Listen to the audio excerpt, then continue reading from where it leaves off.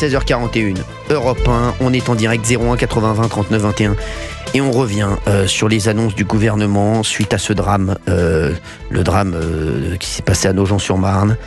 Et franchement, et quand on voit les annonces du gouvernement après ce drame, non mais comment voulez-vous que les Français ne soient pas inquiets pour l'ensemble des mesures qui vont être prises? Non mais quand vous dites, non mais on a une équipe de branquignoles pareil, non mais franchement, excusez-moi, comment vous ne voulez pas que les Français soient inquiets?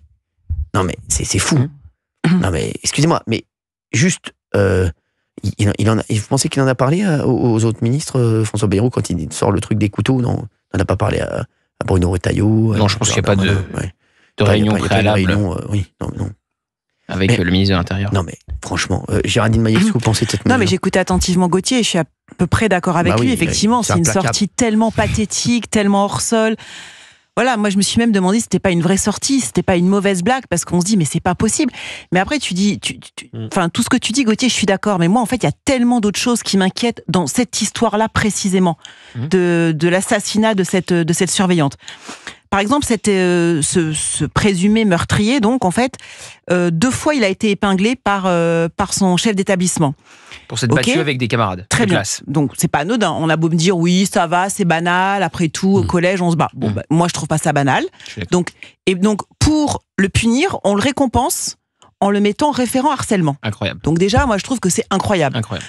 Ok, les parents, au sens normaux, je sais pas ce que ça veut dire parents normaux, mais en tout cas sans problème, ils travaillent. Insérés. Voilà, insérés. Ok, très bien. Moi, je veux savoir le parcours, les parents, c'est quoi, l'éducation, tout ça. Ensuite, j'apprends que comme il y a beaucoup d'augmentation de couteaux dans les établissements français, il y a 6000 opérations qui ont été conduites en 2 mois. 300 couteaux. Où on a arrêté, voilà, on a pris 186 couteaux et 225 autres objets ont été trouvés. Des matraques, des armes à destination. Et c'est le chiffre, il a été updaté par Elisabeth Borne, c'est 300 couteaux. Et donc, qu'est-ce qui s'est passé? Moi, en tant que citoyenne française, je veux savoir ce qui s'est passé. C'est-à-dire, qu'est-ce qu'on a fait de ces enfants à qui on a pris des couteaux? Est-ce qu'il y a eu des amendes? Est-ce qu'il y a eu des peines? Alors, j'ai vu qu'il y avait eu 32 gardes à vue. C'est ce que j'allais te dire. Donc, c'est vraiment c'est ça la blague, en fait. C'est même pas le sketch de Bayrou. Tu saisis ça, la blague, entre en fait. 200 et 300 couteaux et d'autres armes, tu te retrouves avec 30 gardes à vue. 32 gardes à vue, mais voilà. t'as tout résumé. C'est-à-dire qu'il y a 10% de ceux à qui on a appris quelque chose qui se retrouvent en garde à vue. Mais Géraldine, quand tu arrêtes... Et je reprends toujours le même exemple. Mettons, il y avait 5000 émeutiers le soir de la finale et le soir du sacre du PSG dans Paris. 5000 émeutiers. Tu te retrouves avec 500 arrestations parce que les policiers ne peuvent pas arrêter tout le monde. Sur les 500 arrestations, tu te retrouves avec 50 comparutions immédiates. Oui. Tu te rends compte de la perdition à la fin. Bien sûr. Et tu te retrouves avec un mandat de dépôt et une incarcération pendant quelques semaines. Donc, que fait la justice? 5000 émeutiers, que une fait incarcération. La justice? On a fait quoi de ces 225 autres objets qui ont été trouvés? On a fait quoi de ces mineurs qui avaient des couteaux, qui avaient des, je sais pas, des matraques, des trucs comme ça? Pourquoi 32 gardes à vue? Et pourquoi aucune peine? Qu'est-ce qui se passe à la fin, en fait? Moi, je veux savoir. Même la prison, c'est la peine la plus ultime. Mais pour un mineur, il y a 10 choses à faire avant la prison. Oui, déjà, il faut savoir, on dit toujours les prisons sont surchargées. Il faut convoquer les parents, il faut des amendes, il faut des trucs forts, il faut des trucs. Ça a été fait, la convocation des parents, on le sait pas. Oui, mais en tout cas, moi, je veux des amendes. Mais moi, je veux qu'on paye, je veux qu'on tape au porte-monnaie. Je suis désolée, il y a un moment donné, il y a une telle impunité partout. Tu sais il y a, on dit les prisons sont surchargées, évidemment, c'est tout à fait vrai. Mais tu sais que l'espace dans les centres pour mineurs, centres fermés pour mineurs, il y a 40% de places libres. 40% de places libres. Donc c'est une idéologie. Donc, c'est une idéologie. Il y a de la place en centre pour mineurs fermés. Un centre éducatif fermé? Oui, bien sûr. Mais moi, je connais, Olivier d'Artigol. Entre premier signe, pour rester sur le cas précis donné, Géraldine, premier coup qu'il donne à un camarade, il est donc retiré de ses cours, il doit passer une journée au lycée, mais en étant certainement en études. La seconde fois, il est exclu une journée. Une journée. Et après, on voit pas bien comment est arrivée cette gratification ambassadeur. Pas de vague des chefs d'établissement. Pas de vague. C'est surtout ça.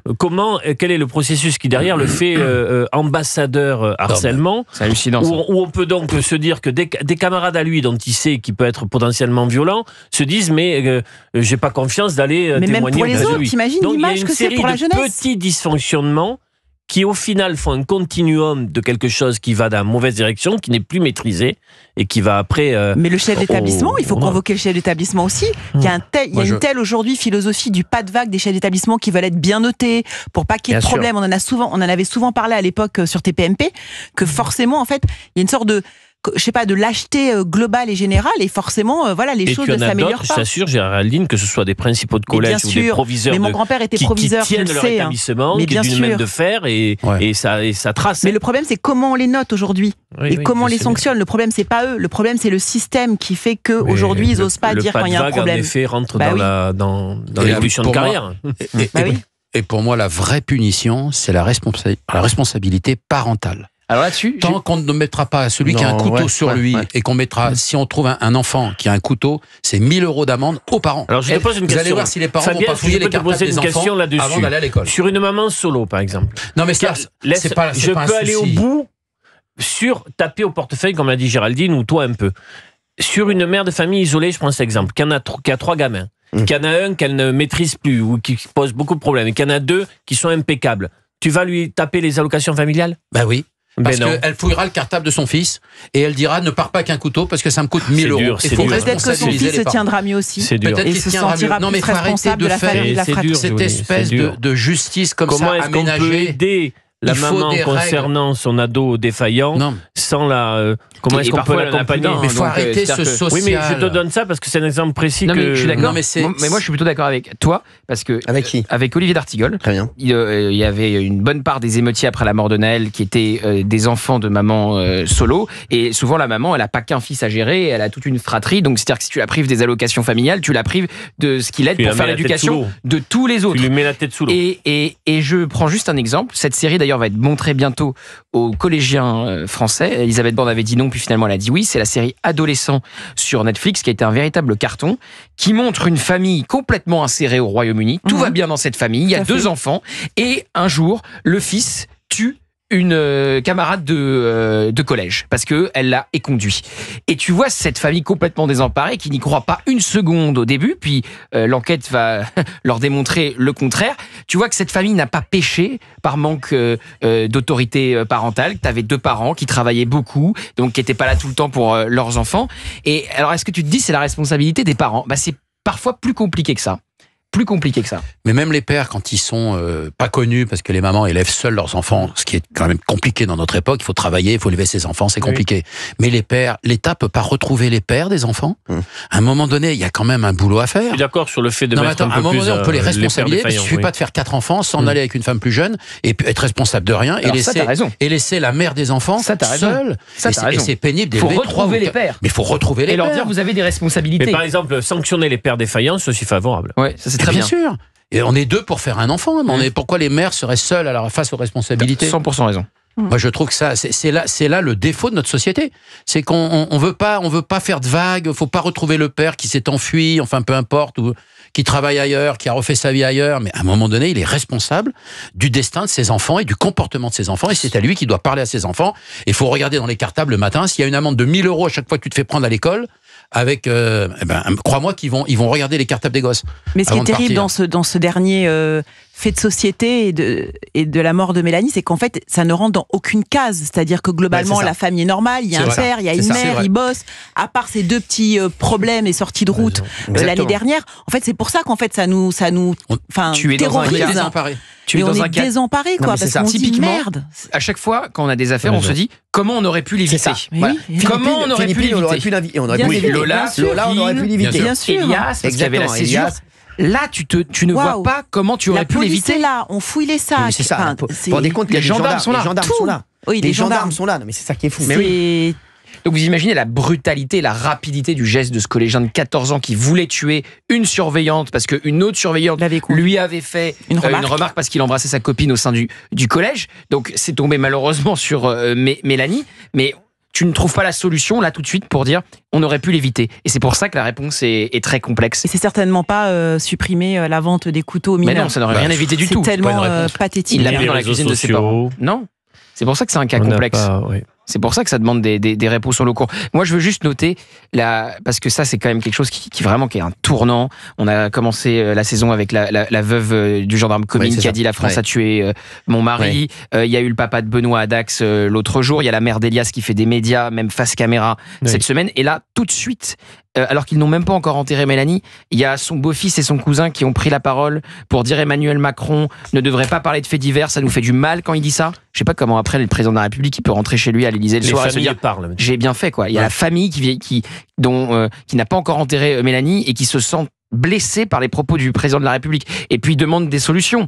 Donc alors parfois c'est des solutions radicales, je n'y souscris pas, mais il y a un cousin qui a demandé le retour de la peine de mort, il y en a un autre qui a dit il faut faire sauter l'excuse de minorité pour meurtre, mais ça montre qu'ils veulent s'intégrer au débat public, et comme la maman d'Elias, son fils est mort, il ne reviendra pas, mais elle fait ça pour les autres. Et c'est ça que je trouve extraordinaire. Et d'ailleurs, elle fait ça pour les autres garçons. Elle a rendu hommage aussi à Luis Enrique, c'était très fort, c'était très beau, en disant qu'il lui avait donné beaucoup de force dans ses prises de parole, puisque lui, on sait qu'il a perdu sa petite fille d'une grave maladie, voilà, exactement, et que malgré tout, sa résilience à lui, c'est l'amour de ses enfants, et il se reconstruit aussi dans l'amour de cet enfant perdu.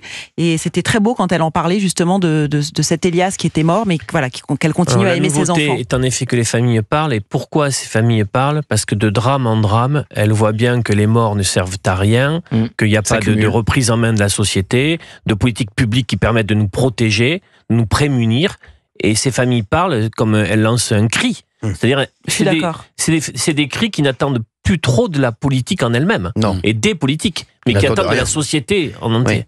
Mais je pense que la société est à 100% derrière eux tous, en fait. Il n'y a il y a que les politiques qui visiblement ne comprennent pas. Et la phrase de Luis Enrique, elle est absolument magnifique. Je ne suis pas malheureux, je suis heureux d'avoir vécu ces années avec elle. Et c'est ça qui permet à la mère d'Elias de tenir bon aujourd'hui, à peu près. Et elle est d'une dignité incroyable. Et elle a répondu à Elisabeth Borne, parce que là aussi, je me demande comment, je vous jure, le soir, je me demande comment ils rentrent chez eux. Il y a des familles de victimes qui leur expliquent, vous racontez n'importe quoi, vous nous faites de la peine. Et vous avez Elisabeth Borne qui dit à la maman d'Elias, faut pas légiférer à chaud. Faut quoi ? Faut attendre que l'histoire soit enterrée, qu'on n'en parle plus. C'est faux, c'est comme Dupond-Moretti sur Lola. Oui. Ah oui. Il avait dit à Marine Le Pen, si j'avais trouvé cette phrase. Ça va mieux avec vous, Livon, d'ailleurs. Sa pièce marche bien, on n'y est pas allé. Je l'ai échangé avec. On devait y aller. La pièce marche bien. La pièce marche bien. T'es sûr qu'elle marche bien? Ah oui, je crois que c'est complet et qu'il est de retour en septembre. Mais oui. Voilà. Vous savez, même moi, vous n'avez pas produit? On avait acheté nos places. Je vais vous dire, je préfère ne pas y aller. Non, on va y aller un jour. On va y aller. En septembre. On va se faire chier pendant 2 heures, mais on va y aller. Allez, on va se retrouver dans un instant sur Europe 1. On va prendre des auditeurs sur les annonces du gouvernement. 01 80 20 39 21. À tout de suite. Europe 1, 16h18.